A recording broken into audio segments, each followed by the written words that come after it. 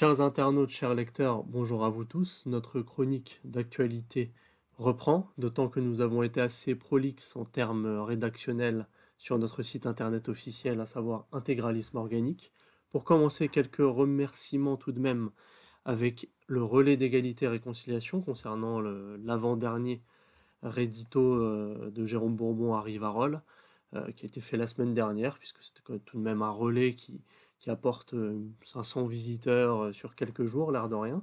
Donc ça n'est pas rien. Également un canal Telegram de renommée trollesque, Hitlérisme et jovialité, qui a relayé certains de mes liens, ce qui fait que ça a augmenté un petit peu le trafic, en plus de la petite chronique vidéo précédente, qui, bien qu'elle ait fait un nombre de vues assez humble, a augmenté quand même significativement le trafic avec le reste des relais, disons.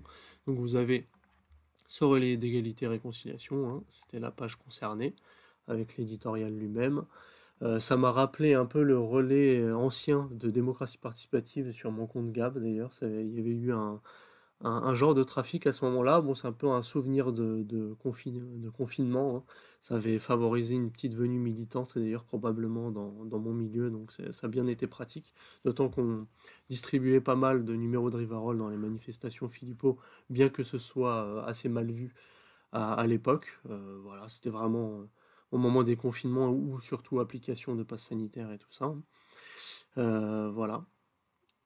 Donc, relais de démocratie participative, petit salut d'ailleurs, où nous avons fait un traitement de son manifeste pour l'Empire blanc, en disant ce que l'on en pense, et d'ailleurs c'est quasiment que du bien, hein, si j'ose dire, donc il est important dans le milieu de se jauger, de garder un esprit critique, et en même temps d'avoir une certaine unité entre les opposants. Voilà, c'est un peu le fascisme italien moussolinien. Avant d'accéder au pouvoir, il y avait le squadrisme qui était bien plus unitaire et militant. Et ensuite, voilà, un courant a pu s'établir plus particulièrement doctrinalement, disons. D'abord, il faut quand même une relative unité également pour les réseaux sociaux. Saluer notre arrivée sur Twitter X, donc la plateforme de Musk, c'est un peu une deuxième tentative d'ailleurs, hein, de retour sur cette plateforme. Je suis présent un peu sur tous les réseaux sociaux, d'ailleurs j'y suis assez peu actif car c'est très chronophage, mais selon les noms, soit ça peut être à mon nom, soit au nom du site, voire France Nationaliste, voire Théodosius ou des choses comme ça. Normalement, vous pouvez me retrouver un petit peu partout entre Facebook, VK, Gab, Telegram, même AV Noël, pourquoi pas, les petits forums du trollisme. Petit retour sur la dernière intervention d'ailleurs, c'est que donc je disais que le trafic avait un petit peu augmenté tout de même, hein, l'air de rien, on a 200 visiteurs en moyenne, 1000-1500 pages lues, des fois plus, et ça veut dire que potentiellement un visiteur lit une dizaine d'articles, ou du moins ouvre une dizaine d'articles. C'est sûr que ça ne veut pas dire qu'il a regardé tout en entier, mais c'est intéressant à constater, ça veut dire qu'il y a une bonne curiosité, disons, quand quelqu'un est attrapé dans nos filets, il reste un certain temps, et en même temps, les articles sont conçus de telle manière à ce qu'il y ait plein de petits liens bleus. Normalement, on le voit un petit peu à l'écran. Ici, par exemple, définition rapide et claire du dit néofascisme. Souvent, quand on ouvre un article, il y en a plein d'autres, des précédents, où j'essaie de faire un... Vu que nous faisons des articles assez résumés, en fait, rapides à lire, il est peut-être important des fois de compléter. On se dit, on va pas trop étayer un propos, on relaie un article précédent, et puis comme ça, vous en lisez deux, trois, là, vous êtes cadré, si j'ose dire, sur le thème. Donc ça fait un petit peu aussi, comme site internet, un genre de bibliothèque à consulter, hein, donc quand nécessaire. Les documents, ils sont impérissables souvent, même si ça peut traiter un peu d'actualité, c'est souvent l'occasion de rappel de fond. Et quand vous l'utilisez bien, voilà, c'est une petite bibliothèque, ou quand vous avez un petit trou de mémoire, tiens, sur ça, j'étais en débat avec un républicain, un franc-maçon, j'étais en débat avec un néo-païen très antichrétien, j'étais en débat avec je ne sais quoi d'autre. Voilà, tac, là vous avez tous les documents, même des traitements de sujets théologiques. D'ailleurs, nous faisons un petit peu de tout. On se permet le luxe de traiter de tout, un peu comme Mussolini. Nous apprécions d'ailleurs beaucoup pour cela la révolution conservatrice allemande, qui est distincte du courant national-socialiste allemand d'ailleurs. Moi-même, il m'arrive, quand je trouve de bons articles en ligne, de les imprimer sur papier ou d'en cumuler plusieurs d'ailleurs avant de les imprimer. Comme ça me donne une bonne petite séance de lecture. N'hésitez pas à le faire avec notre site si vous voyez qu'à un moment donné, dans une catégorie, un même sujet est traité à 5 reprises. Vous les regroupez dans un fichier Word ou je ne sais quel logiciel, hop, petite impression, et puis ça fait les lectures de transport en commun ou que sais-je. Correction de la petite intervention précédente, hein, désolé pour le jeu de mots douteux. J'ai parlé de bimenstruel, hein, c'est bimestriel, bien évidemment. Bimestriel, donc toutes les 2 semaines.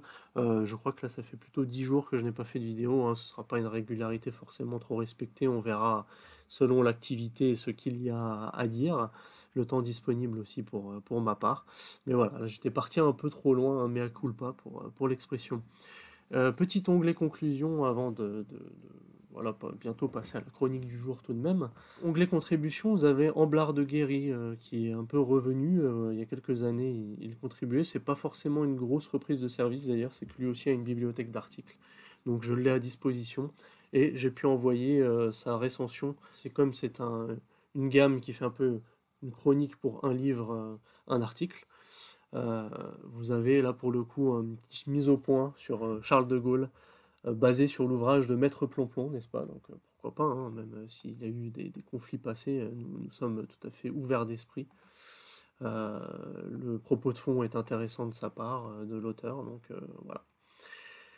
Également, Augustin continue de contribuer à notre site, c'est un peu notre dénicheur de citations par excellence, et en plus dernièrement c'est intéressant parce qu'il y a la documentation avec Chateaubriand, donc Alphonse de Chateaubriand, qui est un peu celui qui a voulu faire en son temps la liaison entre national-socialisme et christianisme, ce qui voilà, n'était pas forcément commun à tous les éléments du régime ou à ses soutiens. Donc c'est quelque chose qui manquait à la bibliothèque qui est intégralisme organique, n'est-ce voilà. Pas? C'est fait, un petit coup de Chateaubriand, national-socialisme chrétien, voilà qui est fait, en sachant que même Brasillac s'en était pris à son ouvrage La Gerbe des Forces, avant d'entreprendre lui-même, ex-maurassien, son petit voyage dans la patrie allemande du temps d'un certain guide, et en effet basculer de l'autre côté, si j'ose dire. Donc à venir, j'aimerais bien reprendre un cycle de conférences, c'est à voir. Le cercle Édouard Drummond a des chances de m'inviter. Les Discord, si je reprenais contact, c'est vrai que j'ai fait quelques petites conférences en ligne. J'aimerais bien le faire, sinon, dans un restaurant ami. En fait, depuis longtemps, j'ai un sujet sur les Indo-Européens quand même à retravailler et retraiter. Mais voilà, la reprise de conférences en Ile-de-France, ça peut se faire. C'est peut-être pas pour l'immédiat, mais je préfère l'annoncer, comme ça vous êtes au courant. Surtout si vous êtes dans le coin, n'hésitez pas encore une fois à prendre contact. Donc là, j'en viens à la dernière phase avant ma petite chronique du jour. Vous avez ici la section abonnement. Vous mettez votre nom, votre mail, vous cochez, et là, ça nous donne une bonne fidélité, en fait, ce qui est important pour le lectorat, on va dire. Voilà, et puis vous savez qu'en plus, avec tout ça, notre honneur, hein, comment il s'appelle? Notre honneur s'appelle fidélité. Quand je crie honneur, vous répondez fidélité. Section contact aussi, hein, si vous n'avez pas mon mail personnel, allez ici, je suis preneur de tout, hein, de la documentation, de critiques constructives, certes, même pour dire des choses positives, vous pouvez, c'est permis, ne vous dérangez pas. Ce sera avec grand plaisir que nous échangeons. Vous pouvez proposer certaines contributions. Je vous dirai si ça peut être, corroboré avec notre ligne et relayé, hein, vous verrez ça, mais ne vous dérangez pas si vous avez des petits talents d'écriture et que vous avez quelque chose à dire. Oui, petit rappel de principe, hein, de doctrine, n'ayez pas peur des mots, ne jouez pas les vierges effarouchées comme certains, hein, c'est un ensemble d'idées, c'est tout. Nous sommes intégraux, donc principe de totalité et bien commun à tous les échelons. De haut en bas, donc une certaine verticalité divine et naturelle, hiérarchique s'exprime, là où organique signifie un peu plus vivant, traditionnel, populaire, enraciné. Relativement contre la société de contrat, rousseauiste, je dirais relativement, car nous ne sommes pas non plus la société d'Ancien Régime, nous promouvons pas non plus un genre de capitalisme anarchique familial. Quand la démographie est très poussée, un nationalisme s'impose et donc il y a un certain rapport élargi et d'égalité qui font que, entre société organique et de contrat, il peut y avoir une espèce de dialectique. C'est assez nécessaire. Donc pour aujourd'hui, je vous avais promis un petit tour sur les humanitas, les humanités, donc on va le faire dans la catégorie humanitas. Vous avez les récents articles, vous avez vu qu'il y en avait une 150aine environ, ce qui est quand même pas mal. Ça donne, je crois, 28 pages hein, ici quand même de recherche, l'air de rien. Et vous avez pour cela des articles fondateurs un peu. Je pense que déjà il y a cette conférence, donc ce petit article retraçant les meilleures citations, qui commence sous de bons auspices, avec sa sainteté, le pape Pie XII, et pas mal du tout. Voilà, vous avez Dom Loup, Louis Junier, le cardinal Follabert, et j'y reviendrai. Je crois que je l'avais cité dans la précédente vidéo. Saint Basile de Cesare, voilà, tout ça est basé sur d'autres articles plus complets euh, que la présentation de cet article ou que la conférence elle-même presque, puisque une grande référence a été Léon Daudet, donc un peu du milieu d'action française, hein, qui a fait la défense des humanités gréco-latines. Et là, de ce document qui n'est pas trop long à lire d'ailleurs, j'en ai extrait les meilleurs éléments. Donc il y a ce que nous en pensons, la présentation, le traitement de la paideia grecque, donc c'était l'éducation chez les Grecs que les Romains ont repris, donc un peu pour former l'homme pour qu'il soit le meilleur possible pour la cité. Il y a énormément de bons. Le christianisme corrigera peut-être certains éléments tels que vis-à-vis des soucis dont parle l'abbé Raffray, hein, n'est-ce pas les soucis invertis. Voilà, vous avez cette bonne documentation donc, qui est un petit peu un phare. Il y a une défense de la littérature doc, c'est vrai que ça se mêlait un peu du combat provincialiste fait libre occitan du temps de Maurras, du midi de la France. Donc ça recoupe d'autres catégories dont on pourra parler d'ailleurs à l'avenir. Et voilà, c'est quand même, vous voyez que ça a beaucoup attrait à ce qui relève de la littérature, de l'éducation, de la formation de l'homme complet, disons. Également les lettres de Saint Basile de Césarée, donc disons un des pères de l'Église grecque. Hein. Comment tirer profit de la littérature grecque? Donc pareillement, il analyse les documents, disons, antiques, païens, de ce que l'on pourrait en tirer euh, pour devenir des hommes accomplis, disons. Et évidemment, quand voilà, Hésiode fait l'éloge de la vertu dans ses poèmes, un chrétien peut s'en inspirer à 100%. Les chrétiens sont apparus dans l'Antiquité, Antiquité tardive, voilà, ils commençaient à être à la tête de Rome, donc l'air de rien, ces générations de chrétiens ont grandi, ont été éduqués dans des sociétés anciennement païennes, donc avaient en référence des hommes de leur temps. Bon, certes, Saint Augustin fait un peu partie de ces références, mais il y a pu avoir des Cicérons ou des personnalités historiques qui n'étaient pas forcément chrétiennes au préalable. Pareil, vous avez Paul Valéry qui avait fait la crise de l'esprit européen. C'est euh, une défense de nos humanités gréco-latines, là encore. Donc vous avez pareil les meilleures citations, un petit entrecrochet des fois ce que nous en pensons.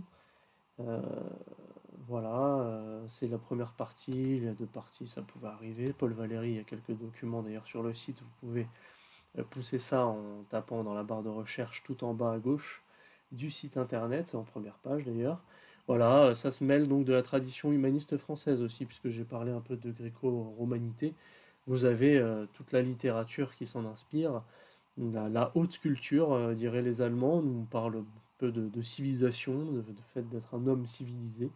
Vous avez bien sûr Molière en référence, qui est très connu avec ses pestacles, pour dire comme Homer Simpson.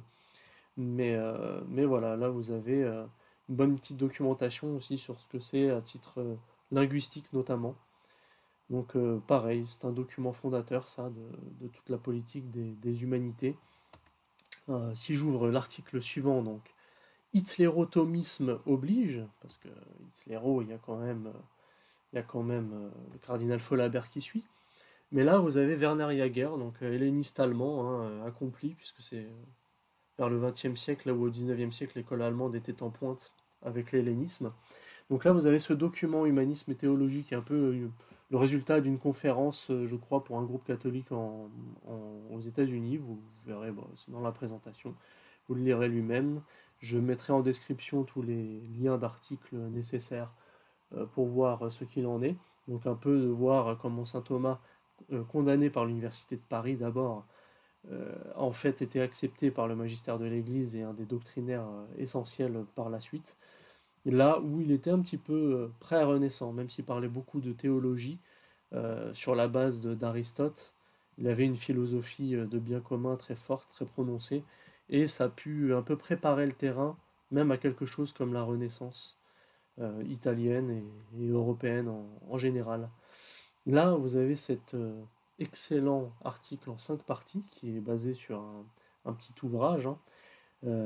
C'était une succession de sermons. Année 1933, donc quand les nationaux socialistes arrivent au pouvoir, en fait. Comme il y a quelques chrétiens positifs, dits positifs, hein, le christianisme positif, Alfred Rosenberg, l'Église estimait qu'on diffusait un peu un faux évangile, au-delà de problèmes protestants, hein, c'était quand même l'Allemagne de 2 tiers protestante, et notamment aussi l'hostilité un peu à un néo-marcionisme qu'on connaît un peu dans la dissidence aujourd'hui, à savoir le fait que par antisémitisme primaire, on viendrait un peu couper le lien qu'il y a entre Ancien et Nouveau Testament. Genre on ressent sur le Christ en abandonnant tous les textes bibliques anciens, ce qui est ridicule puisque l'Ancien Testament annonce le nouveau réalise les prophéties qui étaient demandées. Donc là, j'ai ouvert la 5e partie un peu à dessein parce que les 4 articles précédents sont présentés. On voit que celle-ci parlait de race germanique et de christianisation. Alors que le premier, les valeurs religieuses de l'Ancien Testament, les valeurs morales de l'Ancien Testament, les valeurs sociales de l'Ancien Testament, le Christ pierre angulaire du judaïsme et du christianisme. Donc voilà, ça répond un peu à cette liaison dont je vous avais parlé. Pourquoi je dis que ça va dans les humanités? Parce qu'il parle tout de même de la germanité, des peuples antiques, du livre de l'historien Tacite sur les populations germaines. Donc on a face à un cardinal tout à fait bien formé, très catholique et très cultivé, qui a le mérite d'être entendu. Voilà, c'est édité par les éditions de Chiré, qui ont fait un titre un peu choatique, sauce chrétienne, hein, mais ne vous arrêtez pas à ça et penchez-vous sur ce document très important. On comprend par là que même si les valeurs des Hébreux, des anciens Juifs étaient très rudes, par rapport au monde de l'Antiquité, ça n'était finalement pas grand-chose. Donc même la loi de Moïse, les œil pour œil, dent pour dent, etc., constituaient un peu une avancée civilisationnelle dans le contexte d'époque, là où les autres peuples, les Sumériens, sans parler des Incas, etc., voilà, pouvaient être amenés à pratiquer de types de sacrifices humains sur les autels, hein. Donc quand on rétablit un tel contexte, je dirais pas on peut disculper, mais quand même un peu comprendre, malgré le cœur endurci des Juifs, qu'ils avaient la vérité à l'époque en tant que peuple, et qu'ils préfiguraient en quelque sorte l'Église face à un océan polythéiste, si l'on veut. Pareil dans les valeurs sociales, donc vous verrez cet aspect avec l'apport de Moïse notamment. Évidemment, après avoir cité Werner Jaeger, en plus, il faut bien citer Eugenio Garin, donc pareil, spécialiste de la Renaissance italienne, si vous voulez savoir qui était l'homme de la Renaissance, voire la femme de la Renaissance, pour rétablir un peu un type d'homme disparu, un peu comme Joseph Merel, si vous voulez, c'est un peu un mélange de la scolastique thomiste du XIIIe siècle avec l'idéalisme allemand, en quelque sorte, hein, quand vous le lisez. Ben voilà, là vous avez un peu un type d'homme disparu, un peu doublement mélangé, quoi, avec 2 périodes, euh, qui se complètent bien. Ça fait un fascisme catholique, n'est-ce pas? Et bien voilà, là vous avez comment rétablir un peu un homme d'époque avec Eugenio Garin. Je me demande si j'étais pas francophone, parce qu'on peut trouver des conférences, mais je l'avais peut-être écouté en italien.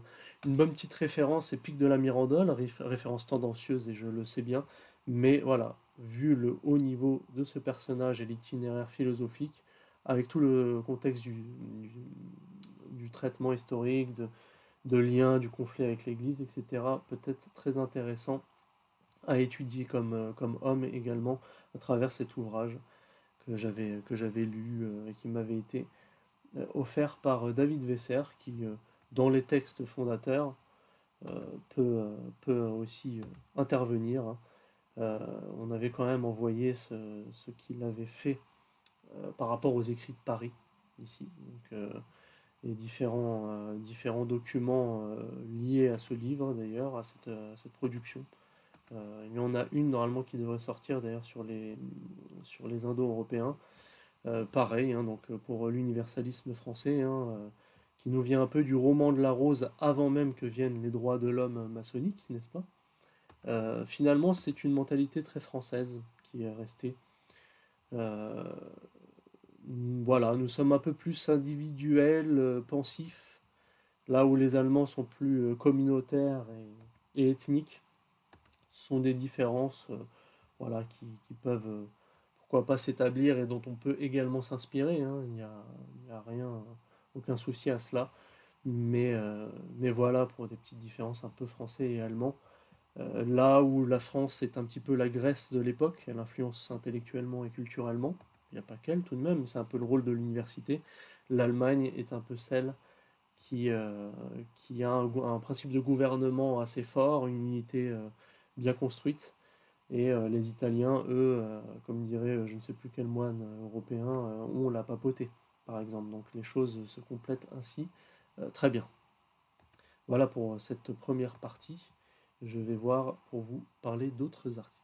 Donc voici par exemple un discours du pape Pie XII où il s'adresse à des journalistes grecs. Vous avez à chaque fois des souliers en bleu, hein, qui permettent de vous emmener ailleurs. Des fois ce sont des sources internes aussi, des fois externes. L'humanisme catholique de saint Thomas d'Aquin dont je parlais. Vous pouvez relire l'encyclique Aeterne Patris de Léon XIII qui avait réactivé le thomisme en son temps, vu qu'il est un peu tombé en désuétude après la Révolution, ce qui explique que l'école contre-révolutionnaire parfois sont un peu, euh, peut-être pas surnaturalistes, mais plus éprise d'augustinisme. Et également, c'était le cas chez Monseigneur de Lassus, Monseigneur Gaume et ce type d'auteur et de clerc, si vous voulez.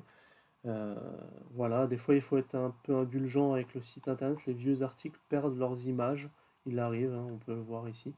Je ne sais pas pourquoi d'ailleurs, parce qu'a priori elles devraient être encore dans la bibliothèque, mais enfin. Vous avez également le Centurion romain et Saint Longin.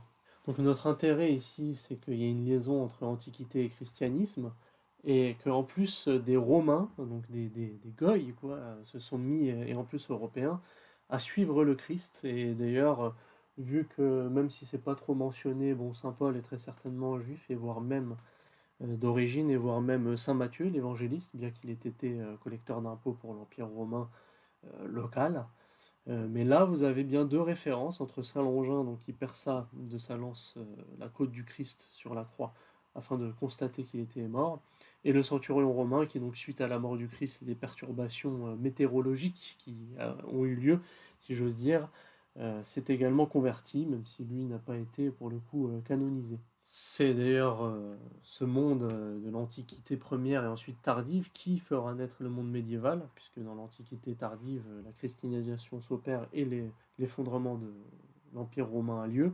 L'Empire des Francs reprendra plus ou moins le relais, le Saint-Empire romain germanique ensuite, et ça fera une sorte d'unité latine de l'Europe avant que des frontières nationales s'établissent petit à petit, même si c'est surtout le royaume de France qui les a créés par rapport au pouvoir du roi, disons.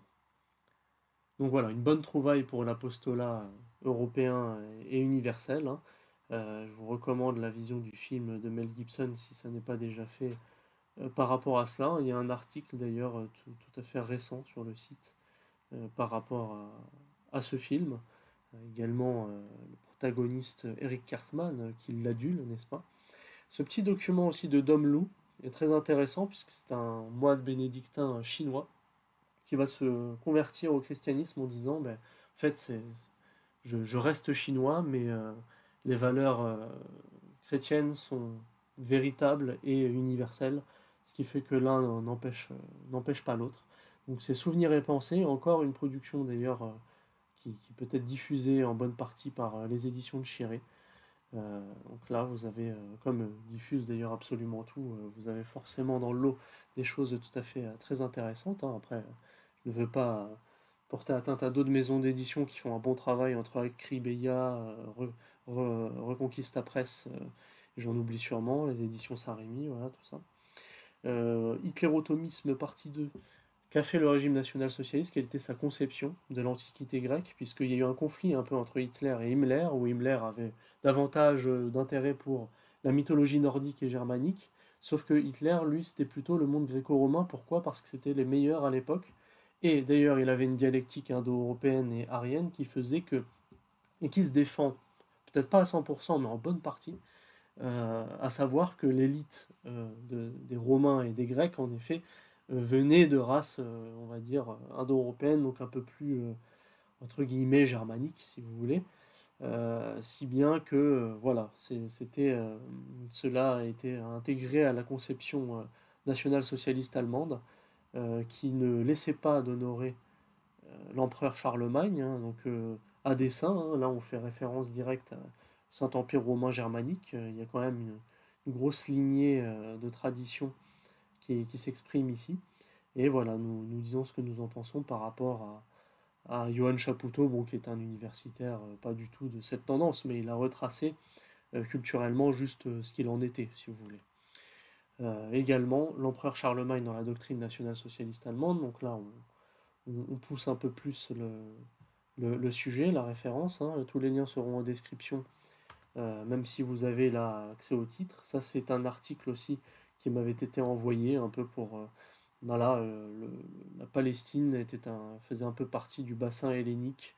Donc c'était quand même une période où c'était plus européanisé et tout ça. Donc il y a des questionnements qui se posent sur euh, le physique du Christ carrément, hein.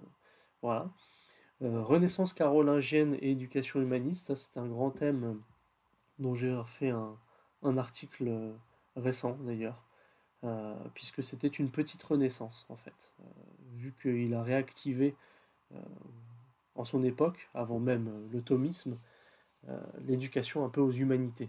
Comme quoi le monde médiéval ne l'a pas oublié, pas totalement, certes l'apport de l'Orient et le pont vers l'Orient qu'est l'Espagne y a contribué avec la découverte de la caserne de Tolède. Vous avez ce type d'événement, en effet, que nous ne nierons pas, certes, mais comme dans le bouquin Aristote au Mont-Saint-Michel, hein, voilà, on voit que le Mont-Saint-Michel aussi, dans ses études, n'a pas oublié ce monde gréco-romain au Moyen Âge, bien que l'homme médiéval était très différent et très centré sur des principes plus surnaturels, disons.